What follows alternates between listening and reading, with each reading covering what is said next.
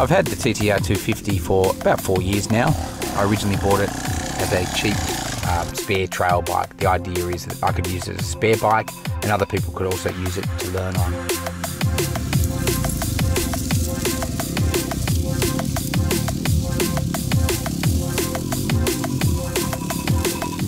Before I bought the TTR, I'd actually done a lot of research and I'd already worked out what mods I wanted to do. Now, because I knew I wanted to put a 325 big bore kit, so that's boring it out at 75cc, I was lucky enough to find one second hand which actually had a bone motor.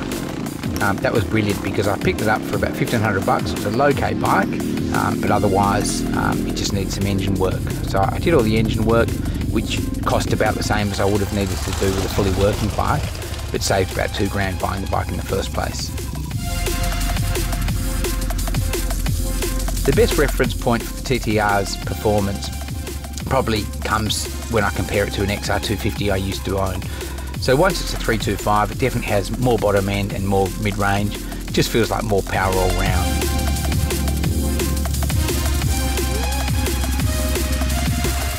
How's that TTR suspension working out for you, Ben? Yeah, pretty good. Yeah, just trying to get things out. I've just adjusted the clickers. And I might just adjust them back the other way now, so yeah.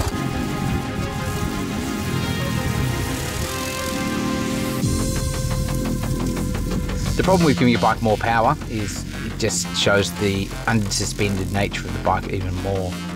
It's interesting though because the TTRs, they do have a lot of potential. Jeff Ballard from Australia has done a huge amount of racing in Australia and overseas, and he used to rave about the TTR suspension. In fact, he actually used to put the front forks of the TTR on some of the earliest WRs. A lot of people don't realise that, but here's some of his old racing bikes. His team's racing bikes show the WR with right way up suspension from a TTR.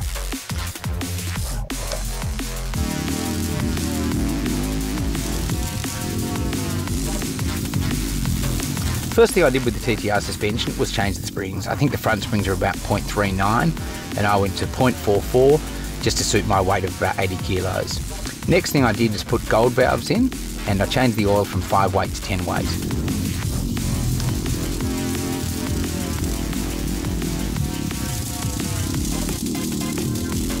In standard form, the rear spring's actually fine. It's set up to be a lot stiffer than the front, mainly because the TTR has pin-in pegs too. Therefore the rear spring was fine. There was some work done on the rear shock, basically revalving it so it was similar to the front forks with the gold valves.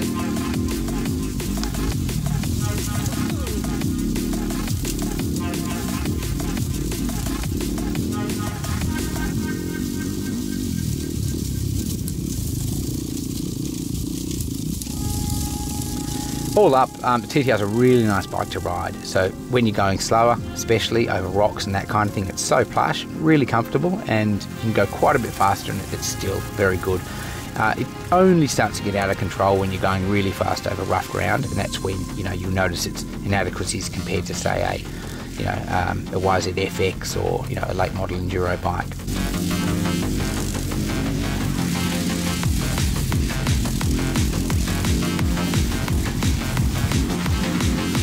Honestly though, for most people, anything less than about 80%, it's a more comfortable bike to ride and it's a nicer bike to ride. I'd actually recommend people look at these kinds of things a bit more seriously because you'll go just as fast or faster. The low seat height will allow you to get up to places you wouldn't feel comfortable normally. That strong bottom end grunt makes it so easy to ride. It's just a great bike all round.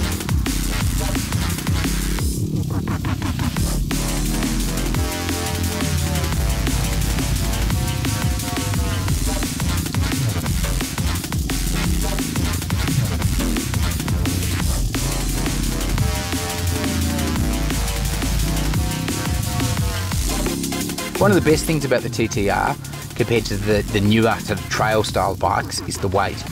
The last one's released are about 115 kilos. This is similar in weight to an XR250 at the time. Now that's about 15 to 20 kilos lighter than its replacement, which was the WR250X.